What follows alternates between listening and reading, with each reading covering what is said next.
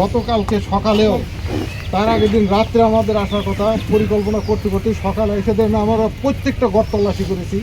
এই বাড়ি ওই বাড়ি দুই পক্ষেরই, এক পক্ষ আমরা করি নেই, দুই পক্ষেরই প্রত্যেকটা ঘর তল্লাশি করে আমরা যা পাইছি যতটুকু ফিরানোর জন্য নেওয়ার প্রয়োজন নিয়েছি।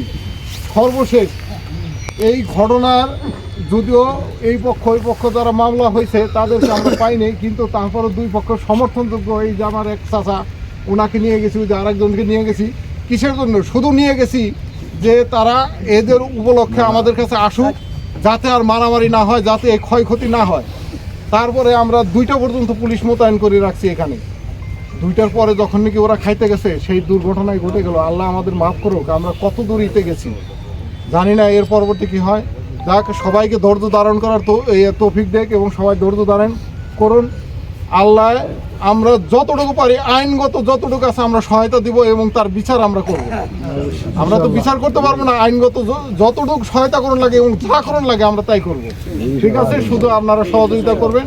ইতিমধ্যে এই মেম্বার গ্রুপের 6 জন লোক আমাদের কাছে অ্যারেস্ট আছে, আমরা তাদেরকে হাজতে পাঠিয়েছি।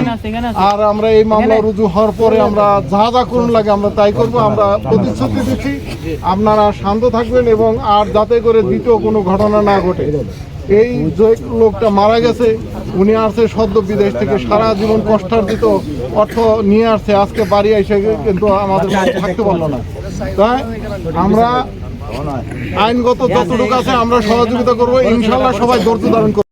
ক্ষমা করে দিবেন, আমার ভাইদেরকে ক্ষমা করে দিবেন, আমার এই মৃত ভাইকে ক্ষমা করে দিবেন।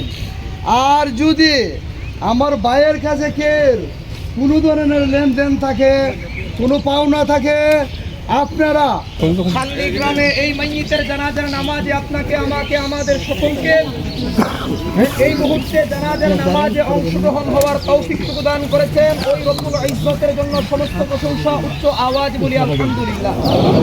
গতকালকে রাত্রেই আমরা পরিকল্পনা করছিলাম ওসি সব সহ থানার ভিতরে বৈশা আমরা রাত্রে আইসে তারা সব অস্ত্রগুলো নিয়ে দেব। পরে তারা ভোরবেলা আইসে না এই অস্ত্র উদ্ধার করছেন। আমি আমার ফোন দিয়েছি ওসি সাহেবে, আমি 8:30 9টার সময় আমি ওইখানে স্থানীয় স্পটে আইছি। আমরা অনেকবার চেষ্টা করছি, স্বাস্থ্য মেম্বারের বাপের সাথে দেখা করছি, অনুরোধ করছি। পক্ষে আমার ই ভাই আসলাম, আমরা এই মুরব্বী ওনার সাথে কথা কইছি। কথা কই আমরা বলছিলাম তাদেরকে আজকে গতকালকে রাত্রে এসার পরে দুই পক্ষ থেকে তারা কষ্ট করে আমার এখানে গেলে পরে আমি একটা তারিখ করবো। ওসি সাহেবও ছিলেন, তারাও সম্মতি দিয়েছেন। কোনো আসামি আমরা ধরতাম না, আপনারা যাইয়া একটা ডেট করে সমাধান করবেন। কিন্তু দুর্ভাগ্য ওই দিন গতকালকে দুপুরের পরে তারা আবার মারামারি করে আজকে আমরা এক ভাই আজকে আমরা দুনিয়া থেকে হারাইলাম। আল্লাহ যেন তারা শাহাদাতের মর্যাদা দান করেন। আমরা সকলে দোয়া করি আল্লাহ যেন তার যত ভালো কাজ আছে সকল ভালো কাজের উসিলা যেন আল্লাহ তাকে ক্ষমা করে দিন। তার কবরটাকে যেন আল্লাহ জান্নাতের বাগান বানিয়ে দেন। তার কবরের সাথে যেন আল্লাহর প্রিয় নবী রওজা মুবারকের সম্পর্ক স্থাপন করে দেন। সকালবেলা একজন অস্ত্র নিয়ে দৌড় দিছে, তারা ধরার জন্য আমরা দাঁড়াইছি পিছনে পিছনে দৌড়তে দৌড়তে এই হাওড়ের মাঝে গেছে। এই হাওড়ের মাঝে গেছে তাও তার অস্ত্রটা নিয়ে আসতে পারে। যাই হোক, তাদেরকে আমরা ধন্যবাদ জানা, কষ্ট করছেন। সকলকে আমরা অনুরোধ করবো যা হইবার হইছে ভাই আপনারা সবাই একটু আল্লাহর হস্তে ধৈর্য ধারণ করতা। আর এটা ন্যায় বিচার হইতো না, হইতো না। আমরা যারা এই ঘটনার সাথে জড়িত আমরা যারা অপরাধী তাদের জন্য কোনো আইনের আওতায় নিয়ে আসা হয়, এটা আমি আপনাদের কাছে জানাই। প্রশাসনের কাছে আমরা জোর দাবি জানাচ্ছি। গতকালকে ঘটনার সাথে সাথে আমি এসপি সাহেবকে ফোন দিছি, উনি সাংবাদিকদেরকে নিয়ে একটা প্রোগ্রাম করতেছিলেন, ওই সময় সাথে সাথে উনি ফোর্স পাঠাইছেন।